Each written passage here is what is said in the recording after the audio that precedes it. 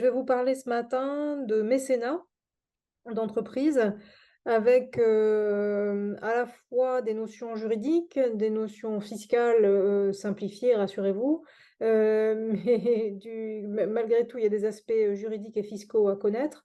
Et puis, il y a des aspects en termes d'éthique et de valeur, évidemment, quant au mécénat. Et puis, l'idée, c'est d'aboutir, une fois qu'on aura dressé ce portrait un petit peu du mécénat, c'est-à-dire comment ça marche et à quoi ça sert, d'aider le monde associatif à construire un petit peu une stratégie de mécénat, c'est-à-dire à savoir comment, quelles sont les pistes, à dire, pour aller chercher des financements auprès d'entreprises, puisqu'il y a un certain nombre, une fois que l'on en connaît le principe, il y a peut-être des pistes pour être plus à l'aise justement avec le fait d'aller chercher des financements. Hem, Moi, je suis pas gênée par le fait que vous me posiez des questions en cours d'intervention, mais je sais pas si c'est le format. Ça vous me direz. Dans ce cas-là, il faut, si vous intervenez, il faut que vous remettiez vos micros. Oui. Le format est ouvert, donc c'est vous qui Voilà, donc c'est plus comme moi je suis pas du tout gênée par le fait d'être interrompue. Au contraire, je trouve que c'est plus vivant et peut-être plus simple pour vous de poser les questions qui vous importent, en cours d'intervention plutôt que de les garder pour la fin. Mais, bon, enfin comme, vraiment comme vous voulez. Si vous avez une question, n'hésitez pas, enlevez votre micro et posez-la moi et ça vous sera utile à vous et puis probablement au groupe. Hem La première chose que je voulais vous dire sur le sujet du mécénat, c'est que, ça peut être aussi une stratégie du point de vue de l'entreprise. C'est-à-dire qu'il faut connaître, ce que peut être l'intérêt pour une entreprise d'avoir recours au mécénat, pour pouvoir, s'en préoccuper lorsqu'on est une association. Donc en général, pour une entreprise, l'intérêt, il y a un double intérêt, enfin, il y a un triple intérêt, du mécénat. Il y a d'abord, l'intérêt fiscal, mais c'est pas forcément le premier, même s'il y a secondairement un intérêt fiscal. Il y a un intérêt, en termes d'image, et il y a un intérêt en termes de valeur, puisque de plus en plus, les entreprises et chefs d'entreprise, cherchent à être citoyens, à avoir une stratégie d'engagement dans leur quotidien, dans leur territoire, dans, leur société au sens large. Et donc, le mécénat peut faire partie de leur stratégie d'entreprise en termes de communication. Sur l'aspect communication, il est important de bien distinguer préalablement mécénat et sponsoring. On n'est pas sur la même chose. Le sponsoring, c'est une opération publicitaire, que mène directement l'entreprise, c'est-à-dire qu'elle va sponsoriser, par exemple, une des voiles de la course des Yoles, ou elle va sponsoriser une des voiles de la Transat Jacques Vabre, ou un match de foot, ou peu importe. Elle va donner de l'argent ou des biens ou du temps, pour cette action en général souvent sportive, et ce sponsoring n'est pas, on n'est pas du tout dans le même domaine d'activité. Le sponsoring ne présente pas d'intérêt fiscal, c'est vraiment une opération de communication directe, une opération qui est directement publicitaire pour l'entreprise. Et elles vont pas chercher spécifiquement les associations dans pour ça. Le mécénat, c'est vraiment un autre sujet. Le mécénat, c'est un soutien à des secteurs associatifs, ça peut être un soutien artistique aussi, ça peut être un soutien éventuellement financier, éventuellement en termes de compétences, éventuellement en termes de biens. Enfin, on va voir qu'il y a plusieurs formes de mécénat, mais c'est un soutien discret. C'est-à-dire qu'il n'y a pas d'opération publicitaire à la clé. L'entreprise va en interne peut-être travailler sur ses propres valeurs et sur sa propre image, mais elle va communiquer de manière relativement discrète sur son soutien. Sinon, si on est sur une opération massive de communication en termes de communication, sur le soutien qu'apporterait une entreprise à telle ou telle action, on rentrerait dans le sponsoring et il n'y aurait plus d'intérêt fiscal. Il n'y aurait plus la possibilité de bénéficier de l'intérêt fiscal que représente le mécénat. Donc c'est pour ça qu'il faut bien faire cette distinction entre sponsoring, qui est action publicitaire, et mécénat, qui est une action de soutien à des structures. On va voir qu'il y a des conditions spécifiques juridiques pour en bénéficier, mais c'est un soutien moral ou un soutien en termes de valeur à une action en particulier. Donc on n'est pas dans la on n'est pas sur le même sujet. Alors, ce qui n'empêche pas que lorsque l'entreprise devient mécène d'une action en particulier ou pourquoi pas d'un artiste ou d'une association, elle va communiquer quand même sur son image, sur ses valeurs ou utiliser ce mécénat pour communiquer en interne vis-à-vis de ses collaborateurs en termes et va en faire une action, un levier en termes de ressources humaines. Donc ça peut servir quand même d'action de communication. Donc ça, c'est les trois, j'allais dire, les trois piliers sur lesquels va se fonder le mécénat, les valeurs qu'il représente, l'intérêt discret, mais l'intérêt quand même en termes de communication pour l'entreprise. Ça peut faire partie, par exemple, d'une politique RSE, hein, responsabilité sociale environnementale, le mécénat. En dernier, l'intérêt fiscal. C'est en général les trois piliers. Du point de vue des associations, quel est l'intérêt d'avoir recours au mécénat? Eh bien, c'est de trouver des financements, puisque j'imagine que vous le savez bien mieux et au moins autant que moi, il y a une raréfaction des finances publiques, des subventions publiques notamment.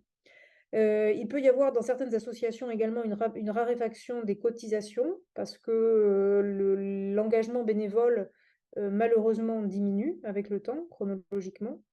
Et donc les associations ont pour la plupart besoin de diversifier leurs ressources. Et à la fois pour simplement diversifier, ne pas dépendre que de la subvention publique ou que des cotisants, c'est-à-dire des membres de l'association. Donc c'est pour diversifier et puis pour pérenniser la structure, pour financer éventuellement de nouveaux projets. euh, pour faire face tout simplement aux baisses significatives de ressources qui peuvent arriver ou qui arrivent moins ici et là. Donc l'intérêt, c'est ben, le financement, le besoin de financement d'un côté ou de diversification des financements, et de l'autre côté, du point de vue entreprise, l'envie d'investir dans quelque chose qui donne du sens, c'est-à-dire qui améliore l'image de l'entreprise vis-à-vis des tiers, vis-à-vis des salariés, tout en bénéficiant donc d'une fiscalité très, très favorable. Et donc il y a un point de rencontre là entre associations et entreprises, et c'est bien le mécénat. Euh, la définition que l'on peut faire sur le plan juridique du mécénat, elle provient d'un arrêté, donc d'un texte un peu ancien maintenant, puisqu'il date de 1989. C'est un arrêté du 6 janvier 89 qui définit le mécénat comme étant le soutien matériel apporté sans contrepartie directe de la part du bénéficiaire à une œuvre ou à une personne pour l'exercice d'activités présentant un intérêt général. Donc, soutien matériel, donc on va voir qu'il y a plusieurs formes de soutien. Donc, soutien matériel apporté sans contrepartie directe, cette notion de sans contrepartie directe, c'est ce qui permet de distinguer le mécénat du sponsoring dont je vous ai parlé tout à l'heure. C'est-à-dire qu'il n'y a pas de contrepartie en termes publicitaires ou en termes d'image. Il n'y a pas de contrepartie financière, bien sûr, et il n'y a pas de contrepartie morale autre que simplement ce soutien discret, donc sans contrepartie directe de la part du bénéficiaire à une œuvre ou à une personne. Alors, c'est personne au sens juridique du terme, hein, ce n'est pas une personne physique, c'est évidemment les personnes morales aussi, pour l'exercice d'activités présentant un intérêt général. Donc, on va voir l'intérêt général tout à l'heure, ce que ça signifie en termes juridiques. Donc, distinction avec le parrainage et sponsoring, on a vu.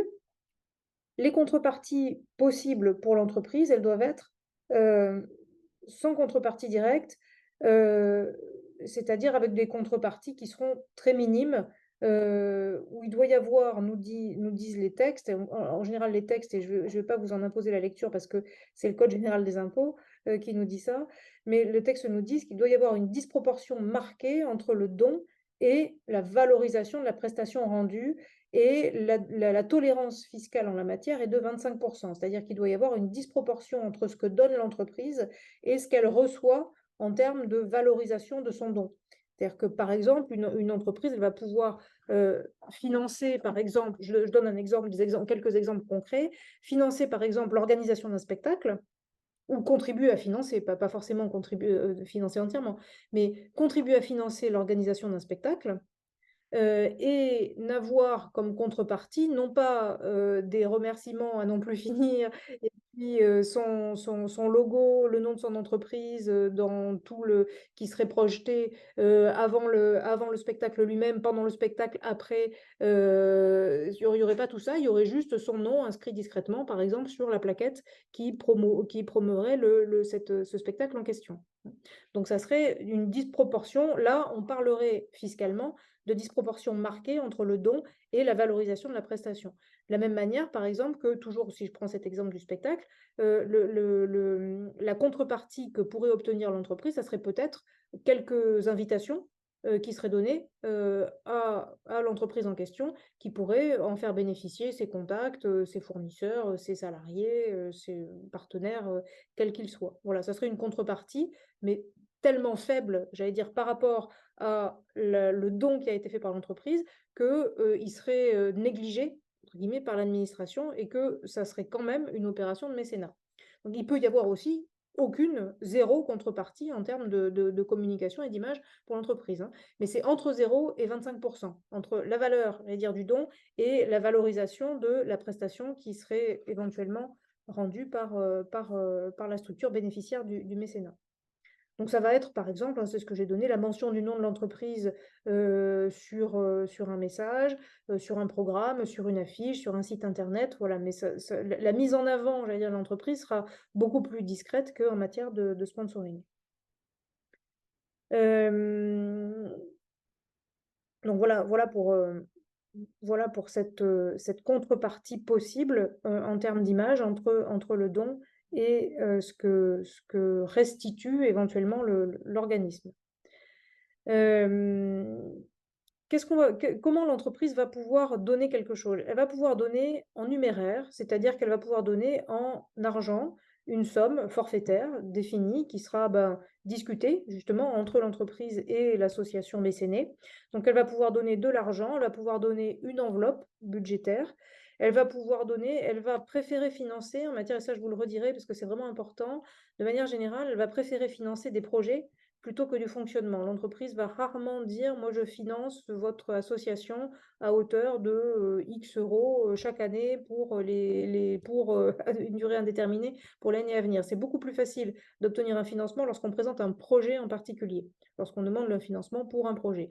On est une association qui accueille, par exemple, des jeunes, des enfants, des jeunes handicapés ou adultes, peu importe, et on va chercher un financement, par exemple, pour organiser des olympiades. Voilà, si on veut et on va communiquer et aller chercher des entreprises qui seraient potentiellement intéressées par le domaine sportif et par le fait de faire accéder ce domaine sportif à des enfants ou adolescents ou adultes handicapés. Et donc là, on va être sur un projet en particulier, c'est-à-dire qu'on va organiser un match ou une olympiade, enfin je donne un exemple au hasard, hein, mais on va aller chercher de l'argent plus sur l'organisation de cet événement en particulier plutôt que sur du fonctionnement. Ça marchera nettement mieux. Donc, possibilité pour l'entreprise d'intervenir donc en donnant en numéraire, donc en argent, une somme forfaitaire définie, ou un financement pluriannuel sur quelques années, c'est-à-dire que sur le développement d'un projet en particulier, ça peut être pluriannuel. Après, ça peut être pourquoi pas du fonctionnement, mais d'expérience, ça marche quand même moins bien. Donc ça peut être de l'argent qu'on va chercher, ça peut être aussi des dons en nature. Des dons en nature qui peuvent être du matériel informatique, des véhicules, de n'importe quoi, n'importe quel objet ou bien matériel.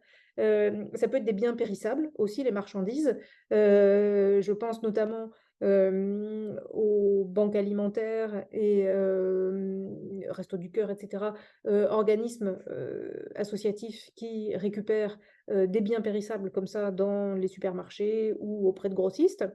Ça peut être, ça entre dans le cadre du mécénat, donc ça peut être des biens matériels, quels qu'ils soient, et ça peut être également des compétences. Donc le mécénat de compétences, ça c'est une particularité qui est, un peu moins développée que le reste parce qu'autant aller chercher de l'argent et aller chercher des biens, on en comprend l'intérêt et puis ça on l'a souvent pratiqué lorsqu'on est ou on le recherche en tout cas lorsqu'on est une association et on sait comment ça fonctionne de manière générale lorsqu'on est une entreprise.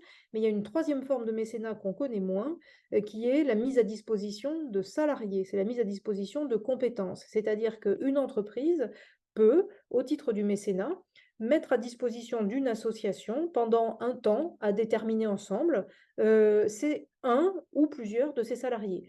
Mettons par exemple que une association n'ait pas de moyens elle-même pour avoir un responsable de communication parce elle va être un peu, ses financements, elle va aller les flécher sur son cœur de métier et pas sur sa communication, eh bien, elle peut imaginer d'aller chercher, plutôt que d'aller chercher de l'argent, plutôt que d'aller chercher des biens, eh bien, d'aller chercher des salariés ou du moins des compétences et qu'une entreprise un peu plus importante pourrait mettre à disposition un salarié, 2 salariés, 3 salariés, pour organiser une action, soit une action de communication événementielle, par exemple, pourquoi pas? Je reviens sur mon exemple tout à l'heure, l'organisation d'olympiades.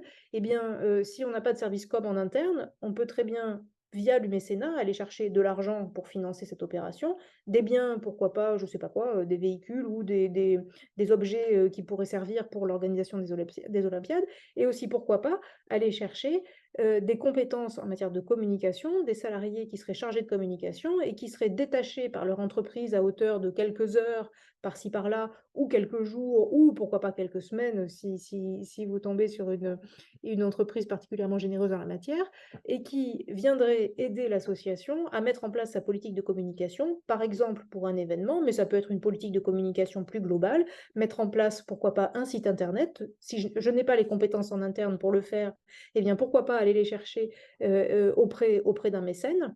Donc, il y a cet exemple-là du service communication, mais ça peut être, enfin, d'une opération de communication, mais ça peut être dans toute matière. On peut aller chercher des salariés dans tous les sujets possibles et imaginables. On a des difficultés à boucler sa comptabilité, ou on ne trouve pas de trésorier. Par exemple, on sait qu'avec les difficultés en termes de bénévolat, on a du mal à suggérer à quelqu'un ou à trouver un trésorier dans l'association et on a besoin de faire valider les comptes en fin d'année, eh bien pourquoi pas aller chercher des salariés d'un service comptable? Tous les exemples sont possibles, toutes les compétences qui pourraient s'adjoindre au cœur de métier de l'association pourraient être, «financées» entre guillemets ou pourraient être organisées via le mécénat de compétences. Et du point de vue de l'entreprise, ça permet à ses salariés de s'impliquer dans une cause associative. Ça permet à ses salariés d'être détachés, pendant leur temps de travail, donc ça va se faire pendant le temps de travail, hein. Ils vont être détachés pendant quelques heures, quelques jours ou une fois de temps en temps, une demi-journée par mois, par exemple, au bénéfice d'une ou plusieurs associations pour mettre à disposition leurs compétences. Et ça permet aux entreprises, de valoriser un petit peu leur recherche de sens aussi et puis d'aérer en quelque sorte leurs salariés qui vont aller se préoccuper d'autre chose que leur quotidien dans l'entreprise, mais d'une cause qui peut être importante pour eux. Donc voilà, ça s'appelle le mécénat de compétences, donc et c'est donc la mise à disposition qui est gratuite, hein, pour l'association, des compétences du personnel de l'entreprise sous la forme donc d'une prestation de service ou d'un prêt de main-d'œuvre. Alors là, il y a une convention évidemment de mise à disposition, hein, à faire entre l'entreprise et l'association, mais c'est une des autres formes aussi de mécénat à laquelle on pense moins que le mécénat argent ou le mécénat bien que l'on récupère. Le mécénat de compétences, c'est aussi un des moyens d'obtenir une aide qui est indirectement financière, même si c'est une aide en termes de compétences, c'est aussi indirectement une aide financière parce que, les compétences que l'on va avoir à disposition pendant quelques heures, quelques jours ou sur du long terme, pourquoi pas, et bien, c'est autant de salariés qu'on ne recrutera pas et donc d'économies que l'on fera pour, financer d'autres projets ou son cœur de métier dans l'association. J'ai oublié de vous parler aussi d'une autre forme de mécénat, donc l'argent, les biens, les compétences et puis il y en a une dernière, je vous ai dit 3 tout à l'heure, en fait, il y en a 4. C'est la mise à disposition de locaux. C'est aussi possible d'aller chercher du mécénat lorsque, on a besoin de s'agrandir ou, lorsque on sait que telle ou telle entreprise a, je sais pas quoi, un entrepôt, un bureau à mettre à disposition ou je ne sais quel local qui pourrait être utile à l'activité de l'association. C'est aussi possible d'en bénéficier donc via du mécénat. Donc quel va être l'intérêt pour l'entreprise de mettre à disposition soit des salariés, soit des locaux, soit de donner des biens, soit de donner de l'argent tout simplement? Eh bien ça va être donc l'image en termes d'image, en termes de valeur ou de recherche de sens, ça on l'a vu et puis il y a cet intérêt fiscal qu'il faut connaître aussi, même si en général, tout le monde vous dira que c'est pas forcément l'accroche première en fait. Comme si vous allez chercher des financements auprès d'entreprises, il faut connaître, ce dispositif fiscal et il faut l'exposer aussi, mais il faut l'exposer, à mon avis, en seconde intention. C'est-à-dire que, ce qui va initier cette envie chez un chef d'entreprise, ou sur une direction collégiale de financer une cause en particulier, financer au sens large, hein, c'est financer pas comme on l'a vu, pas que avec de l'argent, mais aussi ça peut être avec des biens, des personnes, des locaux, mais d'accompagner une cause, on attirera bien plus facilement son attention par la cause en question, justement, par l'exposé de son cœur de métier. Est-ce que son cœur de métier, c'est l'accompagnement de, personnes handicapées? Est-ce que le cœur de métier, c'est l'accompagnement de tel public en difficulté? Ou est-ce que c'est la promotion du sport ou la promotion de la santé? Ou est-ce que c'est une activité culturelle? Enfin, c'est essayer de l'accrocher sur quelque chose qui l'intéresse et l'aspect fiscal vient après. Et secondaire, enfin il est important parce qu'on peut aussi en faire une ça a un intérêt financier aussi pour l'entreprise, mais il reste secondaire et donc c'est à mon avis pas l'accroche, même si il faut en connaître le contenu pour pouvoir l'exposer et pour pouvoir aussi, heu, attirer l'attention du chef d'entreprise sur l'intérêt fiscal que ça représente. Puisqu'il y a une économie d'impôt directe, possible du fait de la mise en place d'actions de mécénat. La réduction d'impôt, c'est, selon les types d'actions, entre 50 et 60 du montant du don, qui sera imputé donc sur l'impôt sur les sociétés. Avec une limite de réduction quand même, parce que, sinon les entreprises pourraient en faire, j'allais dire un outil de défiscalisation qui serait un peu trop important. Une limite qui est de 5 pour 1000, du chiffre d'affaires annuel hors taxe. Donc dans cette limite-là, dans cette limite de 5 pour 1000 donc du chiffre d'affaires hors taxe annuel, les entreprises peuvent, lorsqu'elles, financent quelque chose au sens large du terme, au titre du mécénat, déduire selon les cas 50 et 60 du montant de leurs dons de leur impôt sur les sociétés. C'est valable également pour l'impôt, sur la fortune immobilière pour les particuliers qui donneraient effectivement qui feraient des dons. Mais là, on n'est plus dans le mécénat, on est dans les dons individuels. Alors comment est-ce que l'on va valoriser à ce moment-là les dons, qui sont faits? Bah, si c'est un don en argent, si c'est une somme forfaitaire, bah, ça sera le don. Si on donne, je dis un chiffre idiot, si on donne 1000, eh bien la réduction sera entre 50 et d'impôt sur les sociétés sera entre 50 et 60. Si on donne en nature, il faudra, c'est-à-dire des biens tels que des outils informatiques, véhicules ou des objets, des fournitures de bureau ou n'importe quel bien. On évaluera le don à la valeur nette comptable. Donc là, il faudra, ça sera l'entreprise d'évaluer, son propre don. Même chose, si c'est la mise à disposition de locaux, on évaluera le don à la valeur locative, en fonction de la valeur locative du bien, c'est-à-dire du loyer qui aurait pu être tiré du bien en question, mais ça sera la valeur du don. Et puis si on met à disposition du personnel, eh bien, il faudra évaluer le nombre d'heures fois le taux horaire, des personnes, plus le taux horaire plus charge sociale, donc salaire et charge sociale pendant le nombre d'heures de mise à disposition des salariés en question. Puis des frais éventuellement, s'il y a des frais de déplacement, ce genre de choses, mais voilà ce que sera le montant du don. Hem, donc, il faut connaître ce dispositif et peut-être faut-il également, donner un ou 2 exemples chiffrés de ce que peut représenter, un don au titre du mécénat, dans le dossier. Parce qu'on verra tout à l'heure que c'est bien de présenter un dossier donc à l'entreprise que l'on va chercher. Il y a ce principe-là et puis, mettre un ou 2 exemples chiffrés de ce que ça peut rapporter en termes d'économie, d'impôt sur les sociétés, ça peut être vraiment un un point, j'allais dire, qui peut attirer l'attention, là aussi, sur même si au départ, la démarche que l'on fait, elle est fondée sur des valeurs, il n'empêche que si on attire l'attention par des chiffres et des économies, notamment d'impôts, on peut aussi convaincre. Euh, donc voilà,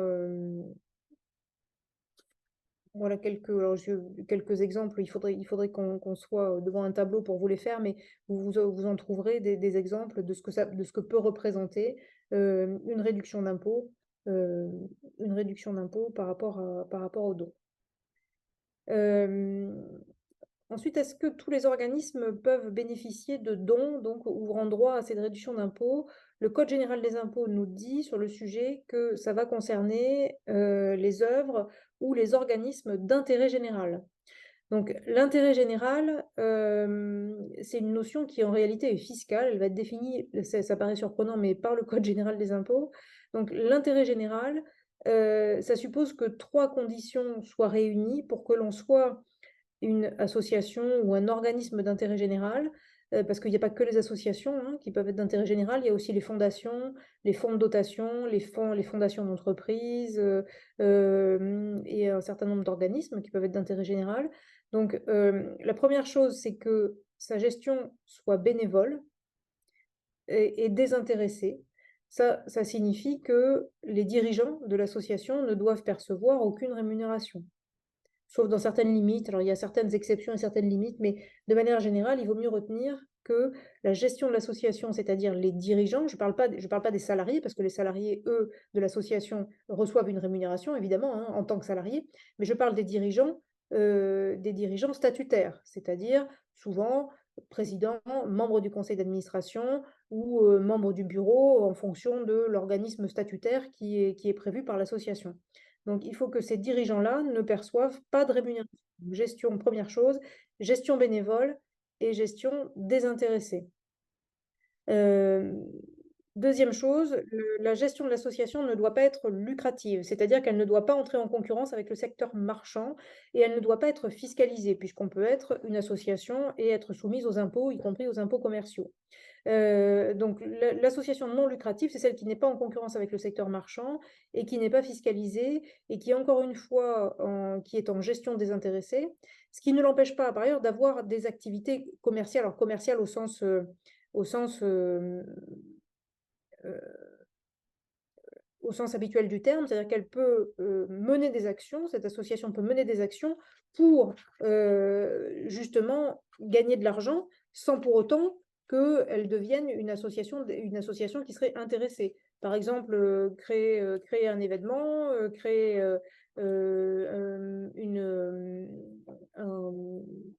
une vente de charité, une exposition, une kermesse, une tombola, une loterie, un divertissement sportif, un bal, un concert, un spectacle folklorique, ou je ne sais quelle action. Il peut y avoir des tas d'actions imaginables qui vont servir à l'association à financer, à se financer partiellement.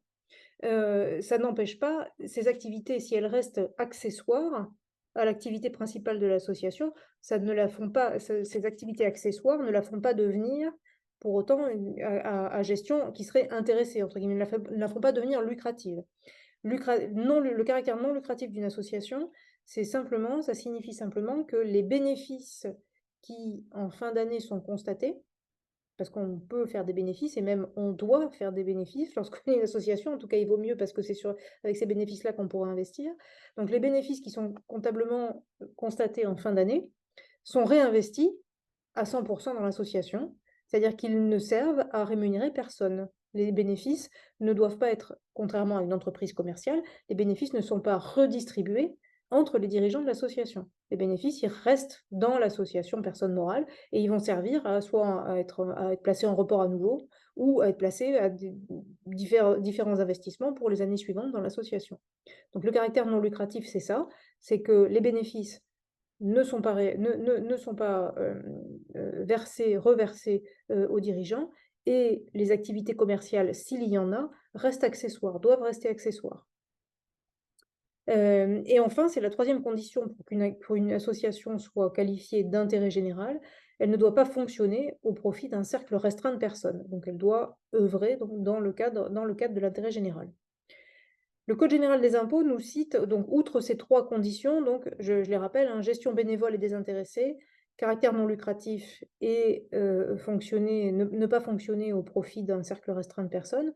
Si ces 3 conditions sont remplies, on est d'intérêt général sous réserve que, mais vous verrez que là c'est assez large, qu'on œuvre dans le domaine, nous dit le Code général des impôts, la liste est assez large, donc on œuvre dans le domaine philanthropique, éducatif, scientifique, social, familial, humanitaire, sportif, culturel, concourant à la mise en valeur du patrimoine artistique, à la défense de l'environnement naturel, à la diffusion de la culture, de la langue et des connaissances scientifiques françaises.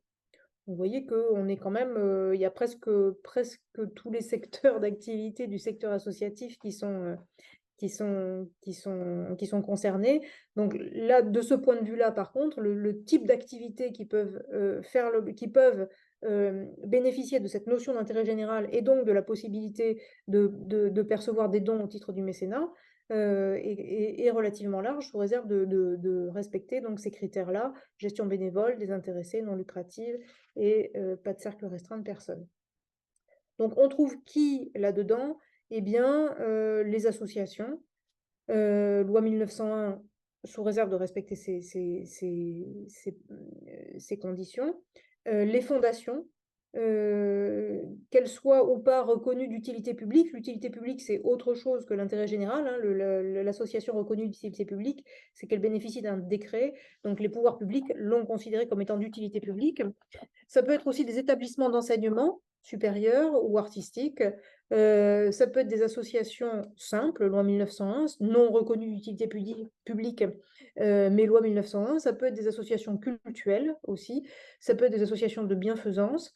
Ça peut être des organismes, tous les organismes publics ou privés, donc, dont la gestion est désintéressée et qui auraient pour secteur d'activité ce que l'on a vu, culturel, social, sportif, humanitaire, etc., etc.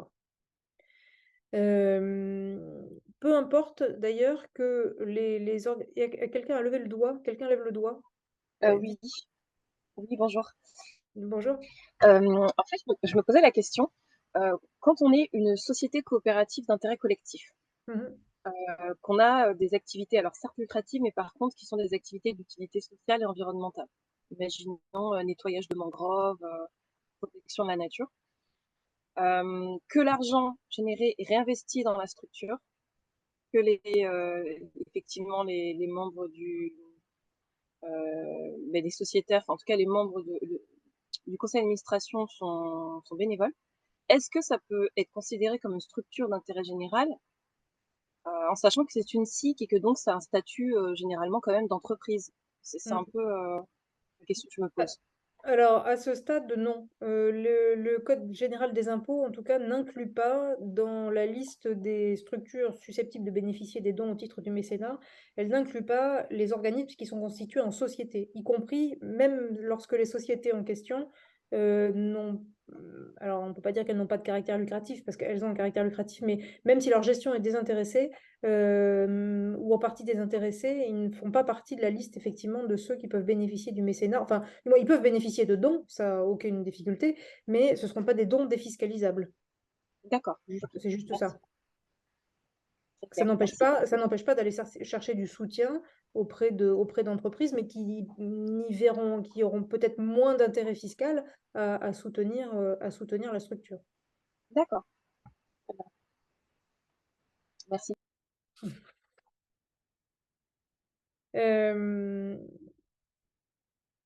Du point de vue formel, dans ce cas-là, le mécénat donc est considéré fiscalement, pour l'entreprise comme un don, donc il est toujours net de taxes et les associations qui reçoivent déjà du mécénat, enfin qui reçoivent déjà des dons au titre du mécénat le savent, elles peuvent émettre des reçus.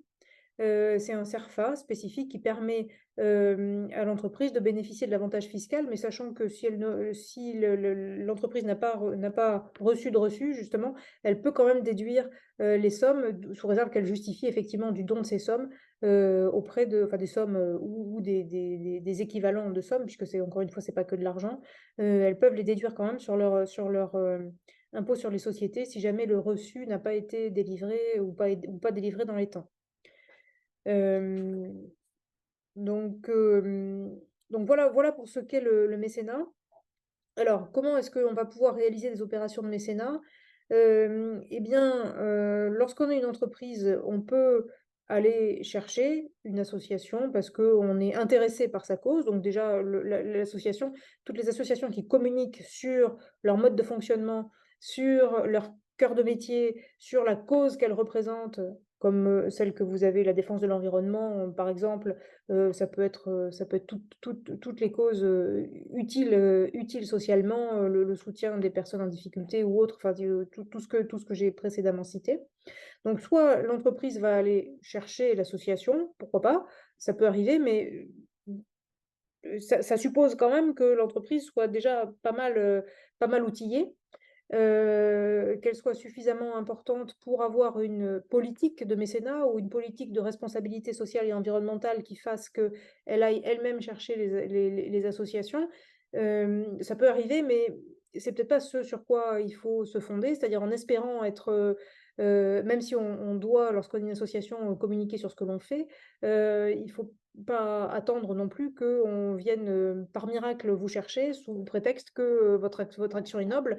Il faut, je pense, avoir si on veut aller chercher du mécénat, il faut avoir une stratégie de mécénat, il faut avoir une politique active, il faut en réalité aller chercher des entreprises. Et il faut, lorsqu'on est une association et que c'est pas forcément culturel, lorsqu'on est associatif, d'aller chercher de l'argent privé. Il peut y avoir, lorsqu'on décide d'une politique de mécénat, on peut trouver dans le conseil d'administration de l'association des gens qui s'y opposent parce qu'ils trouvent qu'on risque de dénaturer l'action de l'association ou qu'on risque et que c'est pas naturel d'aller se faire financer par des fonds privés. Donc il y a ces petits obstacles, des fois intellectuels ou psychologiques, à aller chercher de l'argent dans le privé. Donc il peut y avoir ça à désamorcer déjà avant toute chose, c'est-à-dire que d'aller convaincre les différents membres du conseil d'administration que ça présente un intérêt en termes de diversification de sources de financement. Donc il y a cette petite chose, enfin cette petite qui des fois peut être un blocage important. Donc il y a cette chose-là à travailler en amont, c'est-à-dire être bien sûr que collectivement on est d'accord tous ensemble pour aller chercher de l'argent dans le monde de l'entreprise. Et ensuite, il faut aller le chercher, je pense, parce que si on se contente d'attendre que les entreprises viennent ou chercher soi-même, ça va moins bien marcher. Donc, il faut aller le chercher comment? Il faut peut-être identifier déjà quelques entreprises ou quelques chefs d'entreprise qui pourraient être intéressés par la cause que l'on défend, soit, ou par l'action que l'on va mettre en place spécifiquement à travers la cause que l'on défend. Donc peut-être les identifier via des réseaux de chefs d'entreprise ou via le réseau que l'on a tous de personnes que l'on connaît. Et ensuite, il faut présenter un dossier, c'est-à-dire qu'il faut se présenter positivement en tant qu'association. Donc déjà, la première chose, c'est d'avoir un dossier que l'on présente. Enfin, c'est pas la première chose, puisqu'il y a déjà c'est les deux étapes que j'ai évoquées, mais lorsque on obtient un rendez-vous, lorsque on attire l'attention, il faut pouvoir à tout moment avoir un petit dossier, pas trop long, parce qu'il faut pas que ça prenne des heures d'aller comprendre ce que vous faites, mais une petite plaquette ou un petit dossier d'une page ou deux expliquant ce que vous faites, comment, quelles sont vos garanties aussi, en quoi est-ce que vous êtes d'intérêt général, la gestion des intéressés, tous les points qu'on a vus, la gestion des intéressés, le caractère non lucratif, le cercle, le fait que le cercle, que l'on œuvre vers l'intérêt collectif et pas vers un cercle restreint de personnes. Donc il y a ça, expliquer en quoi on est d'intérêt général, parce qu'on ne peut bénéficier de l'intérêt fiscal que si on est d'intérêt général. Et présenter pourquoi pas ses comptes, parce que ça peut être une forme positive, j'allais dire, de présentation de soi-même, de présenter ses comptes. Voilà, de dire voilà quels sont mes comptes, voilà ce qu'est mon budget, voilà ce que sont mes comptes annuels, parce que on peut espérer obtenir un peu plus d'attention, j'allais dire, si on présente des comptes transparents, plutôt que si on sait pas trop exactement en quoi consiste et l'objet et le financement de l'association. Donc présenter ses comptes, présenter des organes sociaux qui soient relativement stables, un historique minimum dans son secteur d'intervention. Depuis quand est-ce que l'on travaille sur tel ou tel sujet? Sur quel projet est-ce qu'on est déjà intervenu et sur quel projet on a été déjà missionné? Qu'est-ce que l'on a mis en place? Sur de quelle image et de quelle notoriété locale ou pourquoi pas régionale ou pourquoi pas nationale, hein? On peut appartenir à un réseau d'associations qui est une notoriété nationale ou simplement régionale, Caraïbes, ou locale. Dans quel milieu est-ce que l'on a œuvré et quel projet sérieux et quel projet vérifiable est-ce que l'on a mené? On peut présenter des projets qui ont été menés et déjà financés, qu'on ne cherche plus à financer aujourd'hui, mais qui ont été réalisés et bien réalisés et financés par quels moyens, et qui sont aujourd'hui clôturés, mais qui permettent de valoriser, j'allais dire, l'image de l'entreprise, de l'association. Donc là, pour ça, bah, il faut bosser sur la présentation de soi-même. Alors sur la base, de ces statuts, éventuellement, on peut produire ces statuts, mais bon, c'est souvent un peu formel et puis les statuts dans le secteur associatif, des fois, ils sont pas toujours bien, terriblement, rédigés. Donc ça dépend, hein, de la maturité de chaque structure, mais c'est pas forcément ce qui intéressera le chef d'entreprise. En revanche, un extrait du projet associatif, ça par contre, quels sont les projets à 2 ans, 3 ans, 5 ans de l'association, les projets de manière générale. Ça peut l'intéresser. Et puis surtout, évidemment, présenter le projet pour lequel on réclame une intervention, alors en argent, en biens, en locaux, pourquoi pas, ou en compétences, pourquoi pas. Et ça peut être vraiment intéressant de connaître justement ce système du mécénat de compétences pour aller chercher le chef d'entreprise, non pas sur une enveloppe, mais sur ses salariés, sur la mise à disposition d'une partie de ses salariés. Parce que c'est encore une fois, c'est un système méconnu, qui présente vraiment un intérêt, à tout point de vue, non seulement pour les compétences que l'on reçoit, mais aussi pour celles que l'on donne et qui permettent un peu pour les entreprises de donner un peu de sens, j'allais dire, au travail de leurs salariés. Donc c'est aller réclamer quelque chose et réclamer justement précisément, c'est pas dire juste: «J'attends votre soutien», mais «J'attends votre soutien comment?» J'attends votre soutien en argent, j'attends votre soutien en biens, j'aurais bien besoin d'un ordinateur pour, équiper, tel ou tel service, ou j'aurais besoin de telles compétences, ou j'aurais besoin d'une enveloppe de, je sais pas quoi, 10 000 € et d'une aide technique, via un salarié, pourquoi pas? Enfin, préciser en quoi consiste votre demande, plutôt que d'être simplement sur, je cherche de l'aide, de manière générale, sans préciser laquelle. Parce que plus on donne d'idées et plus c'est précis, l'aide que l'on recherche, et plus on va pouvoir générer justement un intérêt et une attention. Hem, donc, voilà ce que peut être, voilà ce que peut être l'organisation d'un dossier, de présentation. Encore une fois, pas trop long, mais quand même, suffisamment précis pour pouvoir, valoriser suffisamment la structure. Et puis, beh, il va falloir aller démarcher. Alors le terme, je l'utilise, volontairement, de manière un peu provocante parce que je sais bien que dans le secteur associatif, c'est vraiment pas la culture. La culture du démarchage, mais même si et c'est pas tout à fait non plus du démarchage, mais aller quand même solliciter l'attention de celui ou celle, il faudra aussi aller chercher qui dans la structure en question, va être le bon interlocuteur. Dans les TPE, ça sera le chef d'entreprise lui-même. Dans les PME, ça sera le chef d'entreprise ou peut-être le responsable administratif et financier qui aura lui, si vous allez rencontrer le responsable administratif et financier ou le directeur administratif et financier d'une entreprise, vous avez peut-être intérêt là par contre à commencer par l'intérêt fiscal parce que son œil, j'allais dire chiffré, va faire que ou son oreille chiffrée va faire qu'il va être, facilement convaincu par les économies d'impôts qu'il peut faire, encore qu'on peut être évidemment, responsable administratif et financier avoir besoin de sens aussi, c'est bien évidemment. Mais, vous avez peut-être intérêt à inverser l'ordre des priorités dans ce cas-là. Et puis dans les structures les plus importantes, si vous allez chercher des grandes entreprises ou dans des grands groupes, il faut que vous essayiez de savoir par votre réseau, en appelant l'entreprise tout simplement, hein, c'est simplement ça, c'est passer des coups de fil aussi, hein, pour, simplement savoir qui est responsable de le financement des associations. Est-ce que quelqu'un dans la structure s'occupe du financement des associations ou du mécénat ou qui est chargé de la politique RSE responsabilité sociale et environnementale dans l'entreprise, parce que ça sera votre interlocuteur privilégié. Dans ce cas-là, dans les plus grandes entreprises, vous n'aurez pas le dirigeant lui-même, ou enfin, sauf si vous le connaissez, ou sauf si, pourquoi pas, il s'intéresse spécifiquement à votre activité. Mais votre interlocuteur, ce sera plutôt celui qui s'occupera du financement des associations. Donc là aussi, autre étape, essayez de déterminer qui est le meilleur interlocuteur pour vous recevoir.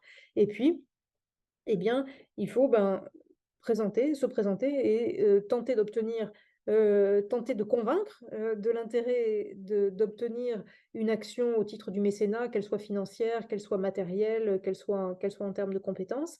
Et pourquoi pas présenter d'ores et déjà un modèle de convention de mécénat, parce que là aussi, vous aiderez le chef d'entreprise ou le dirigeant que vous aurez trouvé à vous aider. Et vous allez l'aider à vous aider, c'est-à-dire que lui, il aura plus qu'à signer, quoi, en quelque sorte, ou en tout cas, vous lui montrez en quelque sorte une forme de sérieux, c'est-à-dire que vous avez trouvé la bonne personne, vous vous êtes présenté positivement, vous avez remis un dossier qui vous présente positivement, et puis vous remettez même un modèle de convention de mécénat qu'il n'est pas obligé d'utiliser, hein. Il peut utiliser la sienne, il peut avoir un conseil, il peut faire autrement, mais vous pouvez aussi l'aider à simplement, ce qui n'est plus que la signature, qu'il n'y ait plus que la signature à faire, et donc ça montre, ça témoigne d'un certain sérieux et puis d'une certaine habitude aussi de la question, et ça lui facilite tout simplement l'existence.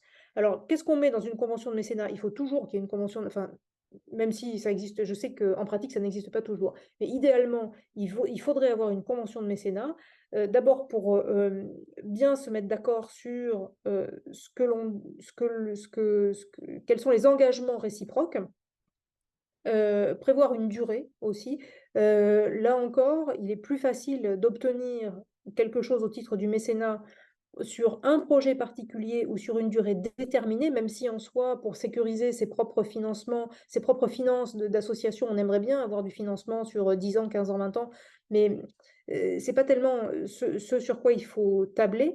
Il vaut mieux tabler sur le financement d'un projet en particulier dans une entreprise, d'avoir, si possible, même d'ailleurs, je ne l'ai pas dit, mais même si ça paraît évident, mais d'avoir plusieurs entreprises mécènes. Plus on a plus on diversifie son financement et mieux c'est, hein, d'avoir si possible plusieurs entreprises mécènes, et ne pas s'offusquer que les entreprises ne donnent au titre du mécénat que sur un projet ou que sur 1 ou 2 ans ou 3 ans. De la même manière qu'il y a une désaffection en quelque sorte pour le bénévolat, petite, il y a aussi ce phénomène qui est que les entreprises, elles vont vouloir peut-être elles aussi diversifier leurs causes. C'est-à-dire qu'elles vont vous donner quelque chose à vous 1 année, 2 années, 3 années, et puis après, elles voudront peut-être faire autre chose, elles voudront peut-être être dans un secteur d'activité, soit parce que dans un autre secteur d'activité, parce qu'elles auront donné au titre des personnes en difficulté pendant 1 ou 2 ou 3 ans,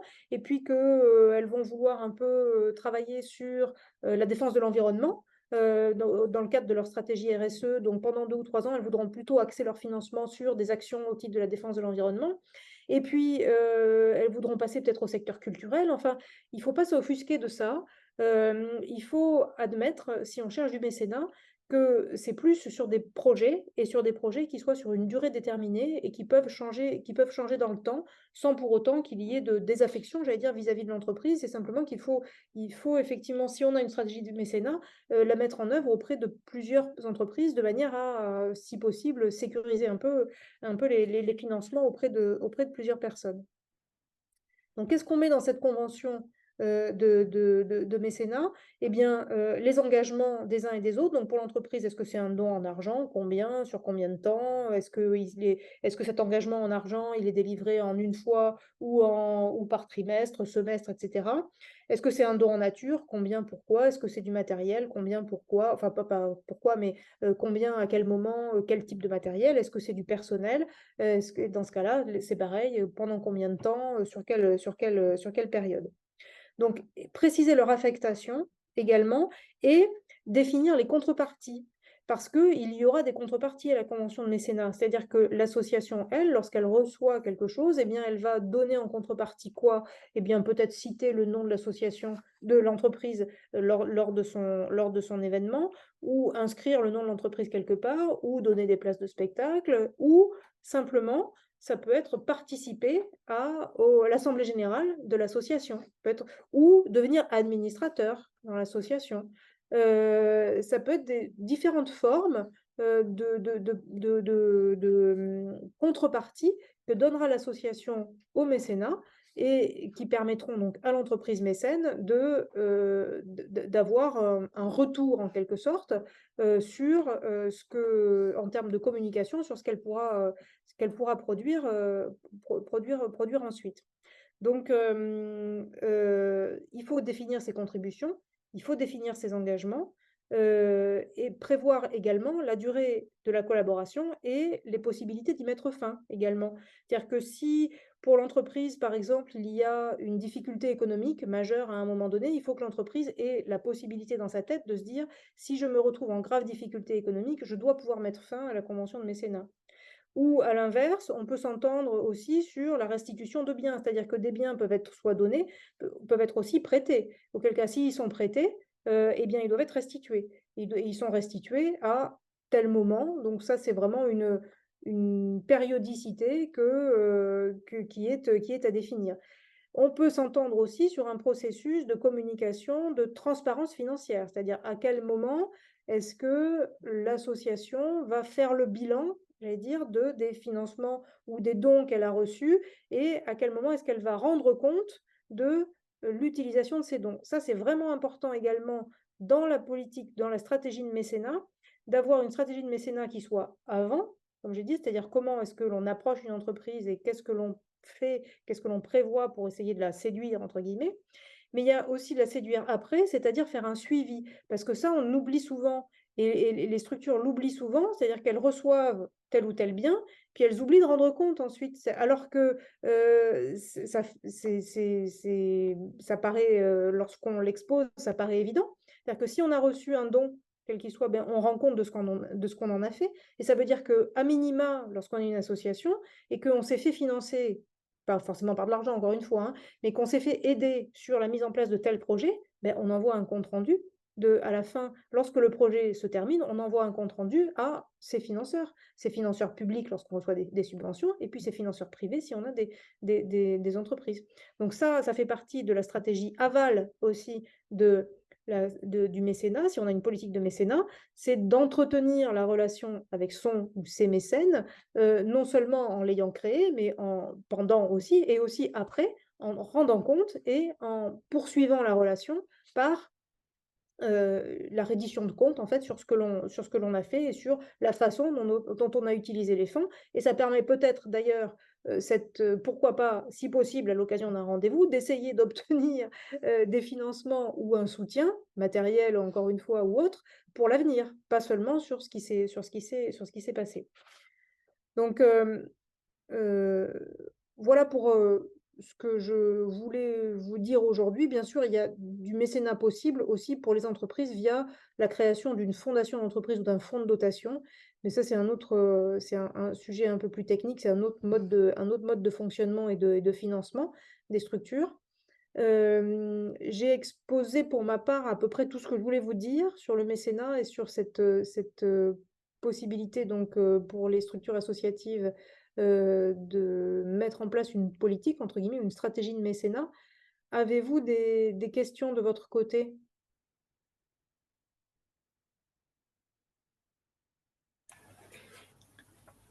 En attendant les potentielles questions, en tous les cas, je voulais vous remercier pour la présentation très claire et très complète sur les possibilités du mécénat. Et je vois qu'il y a une main levée, donc allez-y. Oui, dernière question. Je voulais savoir, est-ce que c'est complexe ou pas pour une entreprise de formaliser le don au niveau comptable après, enfin, je veux dire au niveau de la déclaration? C'est-à-dire, Non. est-ce que c'est juste le montant indiqué dans le formulaire Oui, de déclaration d'impôt ou est-ce que c'est quelque oui. chose de complexe? Alors, je me représente pas ce que ça représente pour une entreprise en fait derrière, je veux dire, une fois que le don est fait. Bah, alors le don, si c'est du don en argent, c'est pas difficile, c'est un montant, c'est un montant. Si c'est un don en matériel, il peut y avoir un petit travail comptable à faire parce il peut y avoir une forme d'usure du matériel en question. Enfin, faut déterminer quelle est la valeur nette comptable en fait du bien qui est peut-être un bien d'occasion. Donc là, mais là, c'est à la limite du point de vue associatif, il y a pas, il y a, c'est à l'entreprise de faire ce travail-là, hein. Donc, c'est la valeur nette comptable lorsque c'est des biens, la valeur locative lorsque c'est des locaux. Donc, la valeur locative, c'est pareil, c'est à l'entreprise de faire le travail, d'aller trouver le professionnel qui lui permettra de déterminer la valeur locative de son bien. Et si c'est la mise à disposition de compétences, ben, c'est salaire plus charge sociale fois le nombre d'heures. Donc, c'est un travail, oui, il y a un travail comptable, mais qui est pas infaisable. Non, je me pose la question parce que je me dis, une entreprise qui a jamais fait ça pourrait s'imaginer que c'est complexe en fait. Oui, Et c'est vrai. comment on peut argumenter face à l'entreprise pour lui expliquer que ce n'est pas si complexe que ça, que voilà, c'est peut-être juste un montant à mettre dans une case, pas grosso Ah ben, modo. c'est un montant à mettre dans une case, effectivement. C'est exactement ça, c'est un montant à mettre dans une case. Encore une fois, si c'est de l'argent, ben, le montant, ils le connaissent, hein. S'ils vous donnent, s'ils vous financent de l'argent, s'ils vous donnent, je sais pas, je dis comme les enfants, 1000, c'est toujours le chiffre qu'on dit dans les cours de récréation. S'ils vous donnent 1000, ben, ils mettront 1000 dans la case, effectivement, dans le reçu. Vous mettrez 1000 dans le reçu et eux, ils déclareront 1000 et obtiendront donc une réduction de 600 de leur impôt sur les sociétés. Et ils ont un peu plus de travail à faire, si c'est de la mise à disposition de biens, de locaux ou de personnel, mais c'est pas, la mise à disposition de personnel, c'est pas très compliqué. Peut-être locaux et matériels, il faut juste faire un petit travail comptable, effectivement, mais euh, honnêtement, il est faisable, hein. Oui, ok, merci. De notre côté, au niveau de la Dragesse, on n'est pas les seuls, hein, puisqu'il y a aussi le pacte qu'il a fait. On essaye effectivement, et aussi toujours avec le cabinet d'avocats Fidal, de sensibiliser les entreprises de la Martinique à prendre en compte le mécénat aussi dans Ouais. leur possibilité d'accompagnement des associations. Mhm. Oui, c'est vrai que j'ai oublié de me présenter. Effectivement, je suis Élise Fonchy, donc je travaille dans un cabinet d'avocats qui s'appelle Fidal et qui est très très investi dans le secteur associatif. En fait, on fait beaucoup de droits des associations. C'est comme ça qu'on s'est rencontrés avec Madame Renaud Turetti. Et voilà pourquoi j'interviens aujourd'hui. C'est bien le juriste qui parle, en fait. Et c'est important parce que des fois, effectivement, l'aspect juridique paraît très pesant, très lourd, alors que quand c'est clairement établi et clairement Mm, expliqué, mm, c'est tout de suite beaucoup plus abordable et beaucoup plus mhm, simple. mhm, mhm, mhm. Donc, si vous avez d'autres questions, ah, ça y est, il y a il y a une main qui s'est levée, n'hésitez pas, allez-y. Oui, bonjour. Merci déjà pour ces explications extrêmement claires. Nous, on fait déjà du mécénat et malgré ça, j'ai appris énormément de choses, notamment sur les différentes formes. Ah, top. Ma question se porte sur le mécénat de compétences. Ouais, Lorsqu'une entreprise, enfin, pour encore une fois pouvoir argumenter auprès d'une entreprise, lorsqu'une entreprise met à disposition ses compétences, ses salariés ou un ouais. salarié, est-ce que cette personne, par rapport au temps qui est dégagé, hein, pour qu'elle puisse réaliser nos missions, cette personne est quand même payée par l'entreprise. Oui, oui. Ah oui, oui, j'ai pas précisé. Oui, oui, bien sûr. C'est-à-dire que D'accord. la personne, en fait, cette mise à disposition est gratuite pour l'association en question. C'est-à-dire que la personne reste payée, l'entreprise accepte que sur son temps de travail, elle dégage du temps au profit d'une œuvre, d'une association ou d'une cause, quelle qu'elle soit, et continue à la payer pendant le temps considéré, et ce qui fait qu'elle est mise à disposition gratuitement à l'association. Et l'entreprise, à la fin de l'année, a les avantages fiscaux liés à ce don. Exactement, exactement. En revanche, le salarié en question reste bien payé sur la base de son temps de travail habituel, hein. Ça, y a pas, c'est pas du bénévolat. Sinon le salarié en question peut aussi, s'il le souhaite, faire du bénévolat dans l'association de son côté, à titre perso. Ça, il peut choisir de faire du bénévolat. Mais là, c'est pas ce dont je parle. Ce dont je parle, c'est vraiment une sorte de détachement. Le terme que vous avez utilisé est vraiment le bon. C'est-à-dire que son entreprise accepte pendant un temps donné de détacher la personne pendant quelques heures, quelques jours, quelques semaines, quelques mois, au pire, auprès d'une association et continuer à le rémunérer pendant ce temps-là. OK, donc l'avantage est vraiment pour, enfin, il Ah y a un oui. réel avantage pour l'entreprise, Ah oui, voilà, oui. pour réduire aussi Alors ses pour coûts, l'entreprise, c'est l'avantage fiscal. oui, L'inconvénient pour l'entreprise, c'est qu'elle n'a plus son salarié pendant, les heures, les jours ou les mois, ou les semaines ou les mois, donc d'accord, il oui, faut qu'elle en général, le mécénat de compétences, ça va concerner quand même un peu plus des PME ou des grandes entreprises. Les toutes petites vont avoir de la peine à se séparer de leurs salariés comme ça pendant des heures, même pour des besoins ou des causes qui peuvent leur parler, ça sera un peu plus compliqué en termes d'organisation. Par d'accord. contre, on sait très bien qu'avec l'allongement de la durée de travail, c'est aussi, voilà, entre guillemets, une réflexion qui est portée Exactement. par rapport, par rapport à la respiration qu'on peut aussi effectivement donner à ses salariés en fin de parcours et en plus, ça permet du coup d'entrer dans l'engagement, progressivement pour un salarié qui va partir à la retraite et qui pourra du coup après être pleinement engagé peut-être auprès d'associations. Donc ça, c'est vrai que c'est une piste et la deuxième, vous l'avez bien expliqué, c'est dans le cadre du RSE, Oui. puisque Mmh. effectivement les sociétés ont cette, Mmh mh. obligation de responsabilité sociale qui, va aussi les amener à devoir réfléchir à une autre approche peut-être, de leur, mode de fonctionnement et la mise à disposition de compétences peut être pour elles Oui, une oui. approche intéressante. Et il y a la question aussi pour les entreprises, celle de la fidélisation de leurs collaborateurs. On sait qu'on est dans certains secteurs d'activité, on est en difficulté soit de recrutement, soit de fidélisation. Et le fait d'avoir des mesures qui soient autres que strictement salariales, parce que si on réfléchit la fidélisation uniquement par l'augmentation de salaire, ça peut marcher, mais ça suffira pas. Il y a aussi toute l'implication que peut avoir l'entreprise justement sur un territoire ou dans un environnement, social au sens large du terme. Et bien cette politique que peut avoir l'entreprise, lorsqu'elle est déclinée, pour ses salariés, enfin au bénéfice en quelque sorte de ses salariés qui peuvent aller effectivement soit souffler en fin de carrière, soit faire autre chose en partie que leur stricte fonction professionnelle, ça peut faire partie d'une forme de fidélisation des salariés parce que, on est dans une entreprise impliquée, quoi. Et Merci qu'on beaucoup. peut, grâce à son entreprise, aller, rendre service à, des personnes en difficulté ou à une cause en particulier, à son territoire ou autre. C'est vrai que la crise sanitaire a eu un impact sur la Oui, réflexion des salariés sur le sens la de quête de leur sens. voilà, la quête de sens, leur utilité et il faut effectivement, alors je vais pas dire profiter parce que c'est pas un profit qu'on cherche, mais il faut Mmh. effectivement pouvoir, faire levier sur cette notion-là, et les entreprises en ont voilà, on peut leur en faire prendre conscience, même si des fois elles en prennent conscience elles-mêmes. Mais il y a eu beaucoup de reconversions professionnelles liées justement, à cette quête de sens et Oui. l'associatif peut être une réponse, importante et intéressante, avec une mise à disposition quelques heures ou quelques temps, auprès d'une association. Mmh mh. Absolument. Est-ce qu'il y a encore d'autres questions?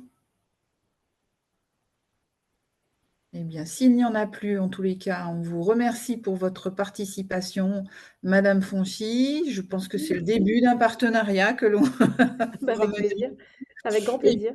et puis merci, aux participants. Je rappelle que de toute façon la l'intervention, pardon, a été enregistrée, donc elle pourra être aussi, rediffusée en replay et vous pourrez revenir sur certains points en réécoutant les podcasts, par la suite. Merci en tous les cas, madame, Fonchy pour votre, participation et votre information très claire sur la question, du mécénat et de ses différentes formes. Merci beaucoup. Merci à vous. Merci encore. Merci beaucoup. Et merci à tous les participants et participantes. Donc, n'oubliez pas de diffuser l'information autour de vous. Bon après-midi. Et les webinaires continuent toute l'après-midi également. On reprend à 13h avec est-ce que votre association est inclusive, et la question avec un petit test, un petit jeu autour d'Inclusiscore qui sera proposé par le mouvement associatif. Donc, on vous donne rendez-vous à toutes et à tous à 13h. Bon appétit. Bon appétit.